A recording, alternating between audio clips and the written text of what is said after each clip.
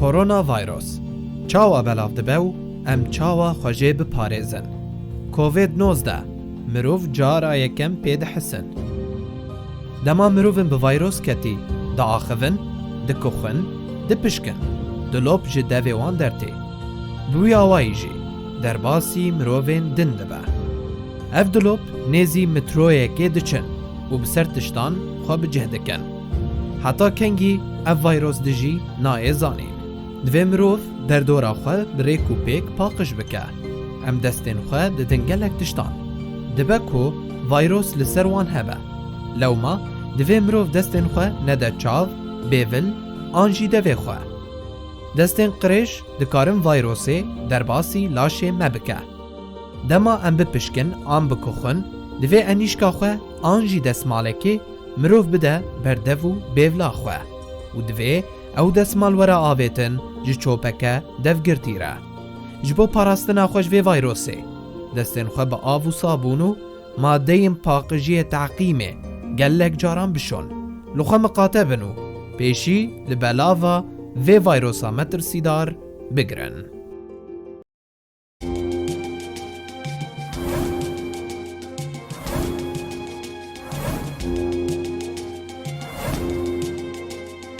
هذا البرنامج برعاية مشفى فرمان. مشفى فرمان لكافة الاختصاصات: جراحية، تنظيرية، عظمية، نسائية، داخلية، أطفال. قامشلو طريق الحسكة. مساء الخير لكل مستمعينا ومتابعينا، سواء عم تسمعونا عبر الموجة 103.5، أيضا عبر بثنا المباشر صفحتنا بوير عربي. يسعد مساكن ورمضان كريم عليكم مستمعينا. حلقة جديدة من برنامج صحتك بالدنيا من تقديمي أنا عماد خلف، ورح يكون ضيفي الدكتور مهند خالد، هو اختصاصي بأمراض النسائية والتوليد وجراحتها، لنحكي بأمور متعلقة بالصيام والمرأة الحامل. يا ترى فينا المرأة الحامل إنها تصوم؟ شو تأثير الحمل على الجسم؟ كتير من الأسئلة رح نسألها للدكتور، والدكتور مهند معي على الخط. حابين نحن وانتو نسلم عليه. دكتور مهند يسعد مساك. على عيني، أهلا وسهلا أستاذ عماد الغالي. شكرا كتير لكم. أخذنا من وقتكم لحتى نفيد المستمعين أو المستمعات بخصوص شهر الصيام، شهر رمضان الكريم، وموضوع الحمل والصوم. دكتور من عيوني، الله يخليكم يا رب. دكتور، يا ترى هو بداية لحتى نفوت بموضوعنا، شو هو تأثير الحمل على الجسم بشكل عام وعند المرأة يعني وخصوصا برمضان نحن هلا حاليا؟ تمام أستاذ عماد. الصيام بشكل عام له تأثير على الجسم. على الجسم المرأة المو حامل، خلينا نحكي أول شيء. الصيام يستهلك مخازن السكريات الموجودة بالكبد. مشان ايش؟ مشان يحصل الإنسان على الطاقة. تمام. بس تخلص يبلش يستخدم الأحماض الدهنية. هاي الأحماض الدهنية تطالع كيتونات. هالكيتونات ممكن تأثر على الجنين. هلا المرأة الحامل لما عم تصوم هي نفس الشيء، راح تستخدم السكريات، الغليكوجين موجود في الكبد، يخلص راح تستخدم الأحماض الدهنية. هاي للطاقة عم نحكي. هالأحماض الدهنية راح تنتج الأجسام الكيتونية. الأجسام الكيتونية نظريا، مو عمليا، لأنه عمليا ما شافوا هالشيء، بس نظريا إذا كانت بكميات كبيرة راح تأثر على الجنين. هلا بأوروبا ما في شيء اسمه صيام، ما في شيء اسمه رمضان. سووا دراسات إنه المرأة إذا ما أكلت لفترات طويلة، فترات طويلة، بلشوا ب 18 ساعة ووصلوا في من ليومين، شافوا إنه بعد اليومين 3 تتجمع كميات كبيرة من الأجسام الكيتونية اللي تلحق الضرر بالجنين. بس الصيام ما ثبت علميا لحد هلا، وعمليا تطبيقيا ممكن يأثر على الجنين، لأنه الكمية الأحماض الأجسام الكيتونية اللي عم تنتج من عملية تحصيل الطاقة قليلة جدا وما لها تأثير على الجنين. تماما. طيب دكتور، هلا معناتها من حكيكم بنسمع انه او بنفهم انه المرأة الحامل فيها انها تصوم، يعني برأيكم؟ هلا هي فيها تصوم. مهم. نحن رح نحكي طبيا ها، مهم. دينيا ما لنا علاقة. تماما أكيد. نعم. إيه. المرأة الحامل هلا هي نقسمها لقسمين، أيوة. مرة حمل عادي ومرة هاي ريسك يعني عالية خطورة. مهم. عالية خطورة يعني في مرض مرافق للحمل، تماما. مثلا مرة حامل وعندها داء سكري، هاي لازم تنعطى انسولين كل فترة معينة. تماما. مرة حامل وعندها نقص كلس نقص مثلا. حديد سبب لها فقر دم حاد، لازم تاخذ حديد، ولازم تاخذ جلوكوفير، لازم تاخذ غذاء نعم. معين، هاي كمان مهم. يعني ما لازم تصوم. هاي مهم. كل شيء مرض مرافق للحمل هاي لازم ما تصوم. تماما. مرة حامل وعندها ولادة مبكرة أها. ما لازم، يعني هاي يعني ما لازم تصوم.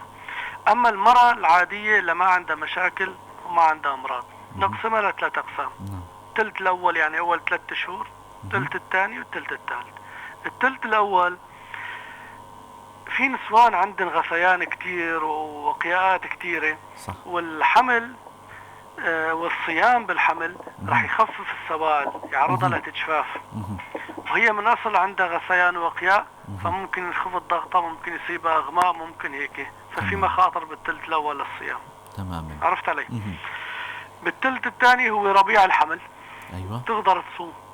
مهم. أغلبا يقدروا يصوموا يعني مثلا إذا ما كان عندها أمراض من مرافقة. أي شهر لأي شهر دكتور يعني؟ يعني من 4 ل7 أها. يقدروا يصوموا. مهم. بعد 7 هون تزداد الكمية الطاقة اللي مهم. بدي الجنين والحمل، ويصير ضغط على الصدر، ويصير تعب كتير بالحمل. تماما. خاصة نخاف من موضوع إذا كان في أي مرض مرافق، أو في عنده سوابق ولادة وحدة باكرة، أو سوابق إسقاط بالثلث الأول أو الثلث الثالث، تماما. فينصح بعدم الصيام بالحمل. تماما. عرفت علي؟ أكيد. فأهم شيء إنه إذا لابدن يصوموا مهم. يجربوا تماما. أستاذ عماد، لا أكيد. يعني استشارة الطبيب واجبة، أكيد. بس يجربوا. هلا في منن يقدروا يصوموا، مهم. وفي منن ما يقدروا، يعني مهم. إذا حسوا بتعب، حسوا بإغماء، مهم. حسوا صار دقات قلب تزداد، نقصت حركة الجنين، مهم. هذا كله يعني خلص يقوموا يفطروا، بعدين بس يخلصوا الحمل يصوموا مرة ثانية. تمام دكتور. هلا من خلال حديثكم ايضا خطر على بالي سؤال ثاني، انه الجنين هون بهالحاله نحن عم نحكي هلا على المراه الحامل وصحتها هي، طبعا حتى الشرع عم يحكي بموضوع الحمل سواء كان الطفل او خوف على صحه المراه الحامل. يا ترى بالنسبه للجنين انتم شو الاجراءات اللي بتتخذوها مثلا؟ ايمت بتشكل الخطر الصيام، ايمت بيشكل الخطر على حياه الجنين؟ أستاذي الكريم، على الجنين ما في أي خطورة، لأنه الجنين والحمل يتكيف بشكل مو طبيعي. سبحان الله. مثلا مرة عندها فقر دم حاد، شيل إنه حامل وعم تصوم، شيل إنه عم تصوم، مرة عندها فقر دم حاد، نعم. الجنين ما يتأثر، الجنين يصل له كل شيء على 24. لا تتأثر هي المرة الحامل. تماما. بس يتأثر ممكن محصول الحمل بشكل عام. يعني شلون؟ إذا المريضة عندها فقر دم حاد قلنا هاي لازم ما تصوم، بس مريضة بالثلث الأول وعم تعرض لقيادة كتيرة، وعم تعرض لغثيان كتير، وعم ينزل ضغطها، وعم تحس بإغماءات، وما فطرت، مصرة أنا بدها تصوم، ممكن يصير نقص بوزن الجنين، ممكن يصير نقص بسميه IGOR، يعني سوء نمو داخل الرحم. تماما. فهمت علي مو؟ تماما. ايه. فهدول نحن حطينا قواعد، القواعد مثل ما قلنا، اللي عنده مرض مرافق ما تصوم. الثلث الأول والثلث الأخير تجرب. إذا حست بتعب، نقص حركة الجنين، حست بدوخة، ما تصوم. أما الجنين فعلى الأغلب الدراسات كلها أكدت إنه إن شاء الله ما راح يصيبوا شيء، بس المرأة نفسها ممكن تتأثر، يعني ما راح تتحمل أو تزيد نسبة خطورة مرضها العام هي. أكيد. أيوه. تمام. حابب ذكر المستمعين للي هلا عم يسمعونا، انتم هلا عم تسمعوا برنامج صحتك بالدنيا. معنا ضيفنا عبر الهاتف الدكتور مهند خالد، اختصاصي بأمراض النسائية والتوليد وجراحتها، وموضوعنا لليوم هو المرأة الحامل والصيام. للي حدا عنده أي سؤال فينه يكتب لنا عبر البث المباشر، عبر رسالة أو عبر واتساب 093 82 80 4 أو عبر بثنا المباشر بوير عربي. طبعا هالمعلومات هاي رح يستفيدوا منها النساء، طبعا هو موضوعنا خاص نص بهالموضوع. دكتور، هلأ كتير حكينا بخصوص المرأة والجنين، وحكينا بما يكفي. هلأ لو اضطرقنا لموضوع المرأة اللي عم تصوم، أيوه. لموضوع الإفطار، وجبة الإفطار، شو اللي بتنصحوا مرضاكم، وحتى وجبة السحور، كميات المياه، نوعية الأكل، شو بتنصحون؟ هلا رح نحكي على الشغلات اللي لازم تبتعد عنها المرأة الحامل اللي بدها تصوم. تماما، تفضل. من وجبة الإفطار لحتى السحور. أول شيء تبتعد عن المشروبات أو الأكل المالح والحلو. تماما. تبتعد عن هذول. وتبتعد عن الكافيين، الثيوفيلين، يعني عن الشاي، القهوة، الكاكاو أو الكولا، يعني. المشروبات الغازية هدول كلها يعني راح يخففوا لها، ينقصوا لها السوائل بالجسم، وراح يزيدوا لها الإضرار، راح يعرضوها لمشاكل. تماما. بوجبة الفطور تاكل الأكل العالي البروتين وكمية نقدر نقول متوسط اللي هي تقدر تاكله بالوقت الطبيعي، ويكون عالي البروتين، يعني مثل اللحمة الحمراء، أو البروتين النباتي، الفول، الحمص، العدس، هذول تكتر منه. والشرب المي لازم أقل شيء 3 إلى 4 لتر تشرب مي، بس شلون مو انه تشرب اندفعة واحدة. من وقت الافطار كل شوي، كل ربع ساعة، كل نص ساعة كوب مي. كاسة تشربه. وقت السحور ما تسوي كمية كبيرة من المي تشرب على السحور، لأنه هذا راح يسبب له ممكن شعور بالغثيان أو التقيؤ. هدول تسويين إن شاء الله راح ترتاح. أكيد. دكتور، والتدخين، موضوع التدخين والمرأة الحامل شو بتحكوا لمرضاكم؟ والله التدخين يا أستاذ عماد، الصيام مو صيام، المرأة الحامل لازم ما تدخن. أكيد هاي. أيوة.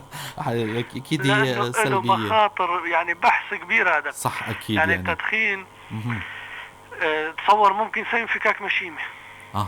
يعني انفكاك مريضة شهر 7 فجأة اجاها دم وصار تنزف، مشكلة يعني نزف صاعق، والجنين صار بخطورة، ومستوى لها عملية، وما مع لا ارتفاع ضغط ولا صار عندها انبساط جيب مياه باكر ولا شيء.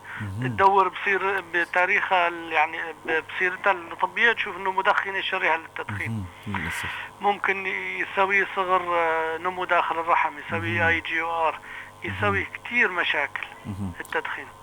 تماما. حتى في متلازمة جديد عم يحكوا عنه، انه الطفل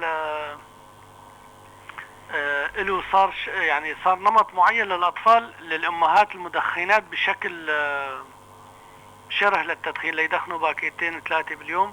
عم يشوفوا نوع معين من الأمراض عندن، حتى عند الأطفال نفسهم. عرفت علي؟ تماما. أيوه. إذا التدخين بيعكس سلبي، بشكل سلبي ومباشر على صحة الجنين طبعا. وصحة الأم أيضا طبعا. أكيد. دكتور، هلأ بالنسبة للمرضى، من شوي حتى ذكرتوا حضرتكم أنه في المرأة بعض الحوامل عم تاخد أدوية معينة، عندها متلازمات، عندها أمور معينة، هي أمراض مزمنة. شو مشان المرأة اللي عم تاخد أدوية وبجرعات معينة، شو الإجراءات اللي أنتوا عم تتخذوها أو تنصحوا مرضاكم بهالخصوص هذا؟ هلا المرضى المانن هاي ريكس، مو عالية الخطورة. مثلا اليوم يجونا مرضى على العيادة التهاب مجاري بولية مثلا، وحامل، أعطيناها الجرعة هي صبح ومساء، فقلبناها عند الفطور وعند السحور. بس أنا أكد أقول المرضى العالية الخطورة، مريضة سكرية ولازم تاخذ الانسولين كل فترة معينة، ما لازم تأجلها عند السحور وعند الفطور، ما يصير. تمام. عرفت علي؟ تمام. لأنه حتى الليل والنهار يختلف. أكيد. طريقة الجرعة وطريقة الأخذ وكمية الجرعة الانسولين. عالية الخطورة يفطروا. تماما. أيوة. أما متوسط الخطورة والحالات العادية بالحمل في هاي ريسك وفي عادي. العادي يصوموا إذا بدن، أيوة، والهاي ريسك يفطروا، ما لازم يغيروا أبدا بالجرعة، ما يصير. أكيد. رح أذكر المستمعين أيضا مرة تانية للي حدا عنده أي سؤال فينه يبعته عبر الواتساب أو عبر البث المباشر بوير عربي، عبر كومنت لحدا عنده أي سؤال. أيضا عبر الواتساب 093 82 80 81 4. ضيفنا عبر الهاتف هو الدكتور مهند خالد، اختصاصي بالأمراض النسائية وجراحتها، وموضوعنا هو حول المرأة الحامل والصيام. دكتور، رح نختم لقائنا أو بشوية توصيات للمرأة الحامل، لكل النساء بشكل عام، للي باعتباركم طبيب نسائية، سواء كانت المرأة الحامل أو اللي حابة تصوم، للي عندها أي مشاكل معينة، عبر اختصاصكم وعبر منبر بوير حابين نفيد المستمعين ببعض النصائح من عندكم. المرأة اللي بدها تصوم لازم تعرف انه المرأة الحامل تحتاج لكمية طاقة وسوائل اكثر من المرأة المو حامل. مشان هيك اللي بدها تصوم لازم يفضل تقعد بغرفة مكيفة. تمام. يعني الدنيا شو بتقعد بغرفة فيها مكيف بارد وكويس، تقعد ما تخسر سوائل تعرق. الدنيا نار لازم، الدنيا برد لازم تقعد بغرفة فيها صوبة كويسة، غرفة مكيفة. تبذل مجهود قليل، تخفف من الحركة. تمام. يعني إذا تفيق الساعة 12 ظهر معلش. تمام. هاي مسموح. تخفف من الحركة كتير. نعم. مو والله بدها تصوم وبدها تشتغل وما تقعد بغرفة مكيفة، هاي راح تمرض، هاي ما تستحمل. حتى الوجبات الثقيلة حتى إذا فينا تخفف من الوجبات الثقيلة، تبتعد عن السكر، عن الدهن، عن المالح، وتكتر من البروتين والسوائل. البروتين شو هن مثلا؟ البروتين أهم شيء اللحمة. تماما. وهلا اللحمة غالية المشكلة. تعوض بروتين نباتي. أكيد. في فول، حمص، عدس، هذول كويس. البقوليات، ما هيك دكتور؟ بس نحن عم نحكي على البروتين مشان لا النسوان كمان يروحوا يخربوا بيت رجالهم. تماما. يعني الكيلو إذا بدها تسويها 7 شرحات وكل يوم شرحاية تكفي. ايه بكميات معقولة. يعني مو يوميا يضربونا كيلو. هاي التوصيات بالنسبة للسوائل دكتور، مثلا السوائل والعصائر. الكتار من السوائل، أقل شيء لترين ل3 ل4 كمان معلش، مي، عصير، زهورات. تبتعد عن السوائل المدرة مثل الشاي، القهوة. تبتعد عن الكولا، مشروبات الغازية، مشروبات الطاقة. أفضل شيء هو المي، العصير الفريش واللبن الرايب. تماما. أفضل شيء زهورات كويس كمان. طيب، بنتشكرك كتير دكتور مهند خالد، اختصاصي بالأمراض النسائية وجراحتها، على هالمعلومات القيمة، وضلوا بخير ورمضان كريم مرة تانية. شكرا كتير. علينا وعليكم. آمين يا رب. مستمعينا، وصلنا لنهاية حلقتنا. كان ضيفنا الدكتور مهند خالد، اختصاصي بأمراض النسائية وجراحتها. بنتمنى أنكم استفدتوا من المعلومات والتوصيات اللي كانت اليوم بخصوص المرأة الحامل والصيام. تضلوا بخير وسلامة إن شاء الله. رمضان كريم.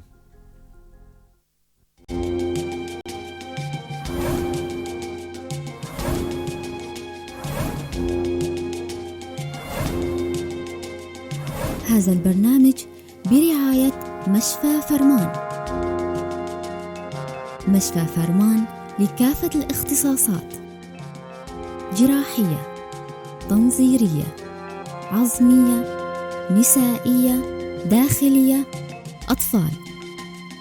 قامشلو، طريق الحسكة.